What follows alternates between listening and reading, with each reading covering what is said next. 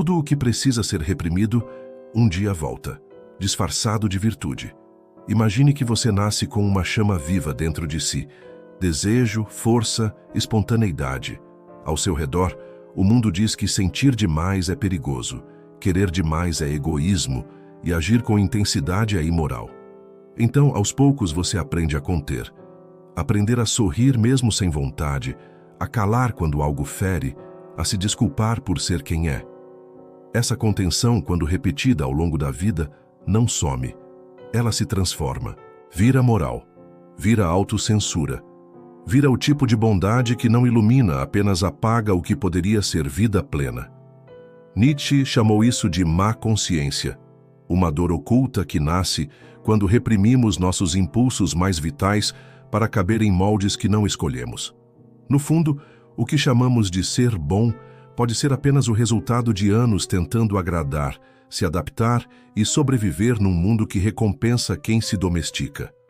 A moral, nesse caso, não é ética, é armadura, e dentro dela mora um ser que já quase não respira, mas ainda pulsa.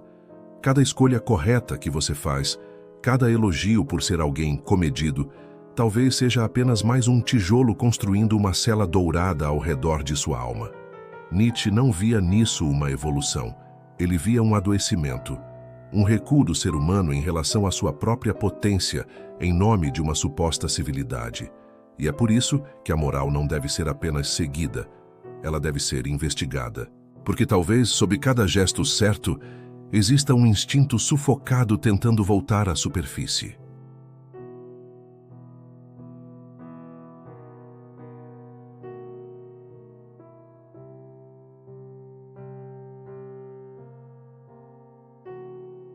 Quantas vezes você já ouviu que ser bom é seguir regras, ceder espaço, não levantar a voz?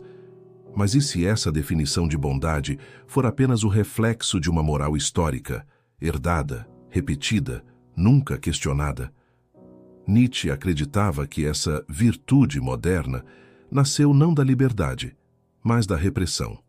Não da coragem, mas da desistência de si. O que hoje chamamos de consciência moral pode ser só vigilância internalizada, um olhar que te observa o tempo todo, mesmo quando ninguém mais está vendo. Não é coincidência. Quando os ideais de submissão e culpa se tornam virtudes, o controle dispensa correntes. Basta uma boa catequese emocional. Basta ensinar que desejar é perigoso, que sentir prazer é fraqueza, que duvidar é pecado. É assim que nasce o moralismo performático, aquele que sorri para todos, mas vive cansado por dentro, que ajuda o mundo, mas não consegue cuidar de si, que parece puro, mas carrega rancores silenciosos como ferrugem na alma. A moral, nesse caso, não é mais uma bússola ética, mas uma etiqueta social, um sistema invisível que premia quem obedece e marginaliza quem ousa viver fora da curva. E talvez seja esse o drama da nossa era. Acreditamos que ser bons é seguir uma cartilha, mas esquecemos de perguntar quem a escreveu e para quem ela serve. Nietzsche, com sua ferocidade filosófica, nos convida a cortar esse cordão. Não para viver sem valores, mas para criar os nossos, aqueles que nascem da inteireza, não do medo.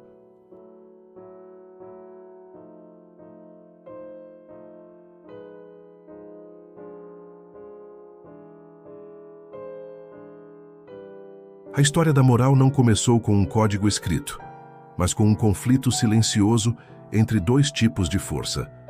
Nietzsche nos apresenta a ideia de que existiram, na base da civilização, duas morais distintas, a dos senhores e a dos escravos. A primeira era uma moral da afirmação, nascida da força, da vitalidade, da confiança de quem se sabia capaz. Ser bom, nesse contexto, era ser forte, livre, corajoso. Mas os que não tinham acesso a essa potência, os que viviam oprimidos, ressentidos, criaram outra moral, a inversão, a moral dos fracos. Uma ética construída não para expandir a vida, mas para julgar e condenar tudo o que brilhava com intensidade. O ressentimento, que não podia se expressar em ação, se tornou criatividade moral. A força passou a ser chamada de violência, o prazer de pecado, a liberdade de orgulho, e a submissão virou santidade. É nesse ponto que nasce a moral do ressentimento. Uma narrativa onde o vencido se declara superior por ter sido ferido, onde o que é reprimido ganha status de pureza. Uma operação brilhante e trágica, porque ao invés de buscar caminhos para curar a impotência, transformou a impotência em virtude. E com o tempo essa nova moral se institucionalizou. Passou a habitar igrejas, sistemas legais, escolas, até se tornar norma silenciosa de convivência. Nietzsche via nisso uma armadilha sofisticada. Uma moral que não nos liberta, mas que nos ensina a aplaudir a própria prisão.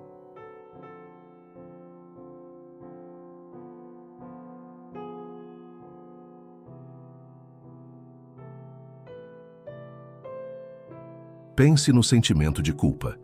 Ele realmente nasce dentro de você, ou foi ensinado como uma coleira emocional? Nietzsche propõe que a moral, uma vez institucionalizada, se tornou instrumento de domesticação. A Igreja exaltou o sofrimento. O Estado recompensou o conformismo. As famílias, sem perceber, repetiram os mesmos padrões. E assim, geração após geração, fomos moldados a associar desejo com erro, impulso com desvio, liberdade com ameaça. A moral virou estrutura, não mais para orientar o bem, mas para organizar o medo. Um medo sutil, quase invisível. O medo de desapontar. O medo de ser visto como egoísta. O medo de viver intensamente e ser punido por isso. Em vez de leis conscientes, internalizamos normas não ditas. Sorrir mesmo quando algo incomoda, ceder mesmo quando se está certo, silenciar o desejo para caber na moldura do aceitável.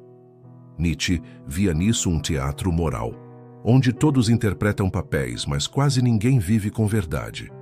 E o mais perverso, mesmo os discursos mais modernos, quando baseados em purismos e cancelamentos, acabam repetindo essa lógica de vigilância. Trocam-se os símbolos, mas mantém-se a culpa. Troca-se o altar, mas não a estrutura. A consequência? Corpos tensos, mentes exaustas, almas que vivem pisando em ovos. Tudo isso em nome de uma bondade que talvez nunca tenha sido escolhida, apenas herdada, repetida e temida.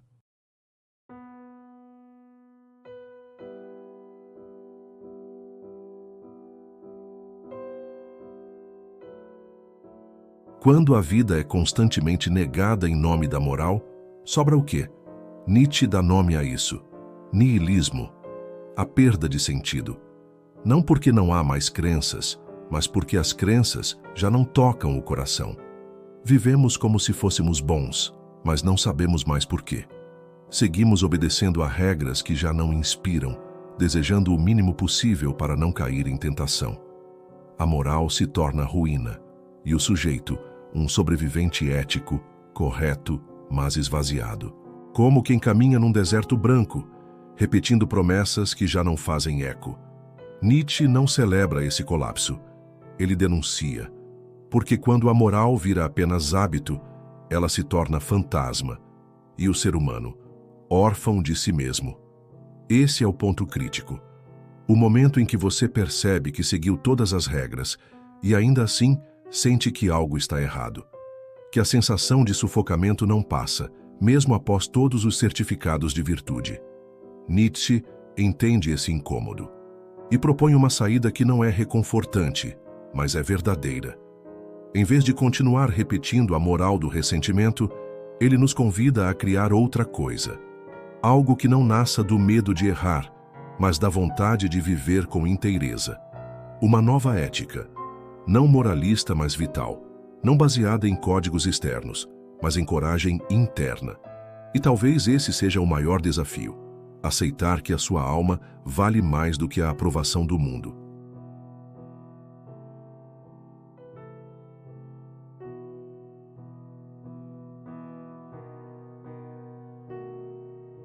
Nietzsche enxergou no cristianismo a mais refinada forma de moral do ressentimento, não por ódio à fé, mas por perceber que ela havia sido sequestrada por uma lógica de negação da vida. Na cruz, viu mais do que compaixão, viu culpa. mais do que transcendência, viu contenção. O sofrimento virou moeda de salvação. O prazer, tentação. A renúncia, caminho único. Em vez de libertar, a fé domesticou. A submissão foi glorificada como se fosse coragem espiritual. O desejo, rotulado como ameaça. E a força criativa da existência humana, tratada como um risco que precisava ser vigiado. Imagine alguém que, ao sentir alegria, imediatamente se pergunta se não está sendo mundano demais, ou que, ao sentir raiva justa, se sente pecador. É nesse terreno que a moral enraiza sua vigilância, e é nesse solo que Nietzsche lança sua crítica. O que ele denuncia não é a espiritualidade, é o moralismo infiltrado nela. A ideia de que quanto mais você nega a si mesmo, mais você se aproxima de algo divino. Mas negar a si mesmo, por tempo demais, não leva ao céu, leva ao esvaziamento, ao niilismo, à perda da vontade de viver. Porque quando a vida vira pecado, até a esperança adoece.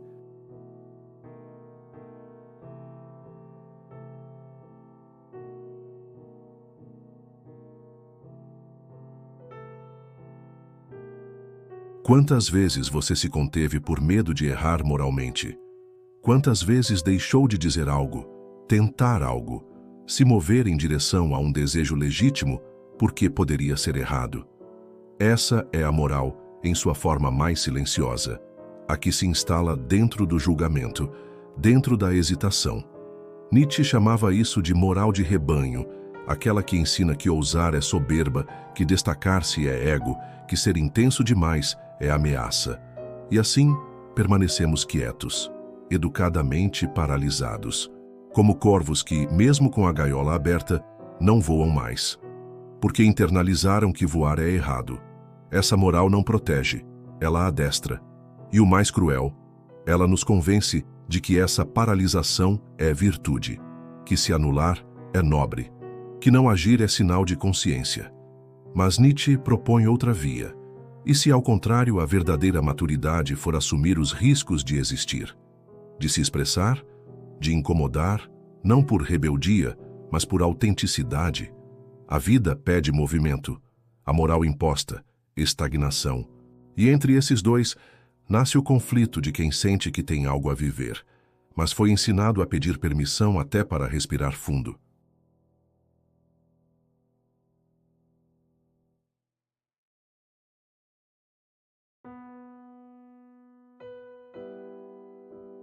Nietzsche não propõe o caos, ele propõe a criação. No lugar de uma moral herdada, sugere uma ética viva, nascida do confronto honesto com o vazio. Porque quando tudo desmorona, quando os antigos valores já não sustentam, o que resta? A coragem de inventar, de criar novos significados, novos parâmetros. É nesse ponto que surge o conceito do além do homem, não um super-herói, mas alguém que supera a si mesmo, que não se contenta em repetir o que foi ensinado, que escuta o próprio silêncio e ousa preenchê-lo com um sentido próprio. Visualize uma trilha não marcada. Você tem os pés, o fôlego, a direção interna, mas não tem mapa. Isso é criar novos valores. É dizer sim à vida sem garantia de aplauso. É sustentar escolhas sem depender da aprovação coletiva. Essa nova moral não se ensina, se encarna, não se impõe, se vive. E é por isso que ela é tão rara.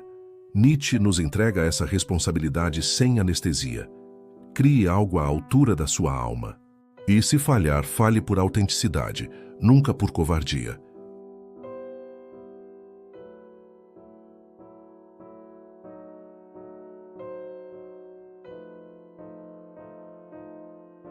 No fim, o que Nietzsche nos pergunta não é apenas filosófico, é visceral. De quem são os valores que você carrega? Eles foram vividos por você ou apenas obedecidos em silêncio? A moral moderna não precisa mais de templos. Ela se espalha pelas redes, pelas frases prontas, pelas falas polidas que escondem o medo de não agradar. Mas seguir regras nunca foi o mesmo que viver com inteireza. O que nos transforma, no fundo, não é obedecer, é criar. É escutar a si mesmo com brutal honestidade, é ter a ousadia de recriar o mundo, um valor por vez, mesmo que ninguém aplauda. Você ainda acredita que ser bom é nunca errar? Ou será que, no fundo, o bem verdadeiro exige mais risco e mais verdade? A moral pode continuar te vestindo com os panos da aceitação, mas a alma não precisa de adorno, ela precisa de espaço. Talvez o momento mais ético da sua vida seja aquele em que você ousa desobedecer, não por rebeldia cega, mas por integridade viva. E aí, finalmente, você não será apenas alguém bom. Você será inteiro.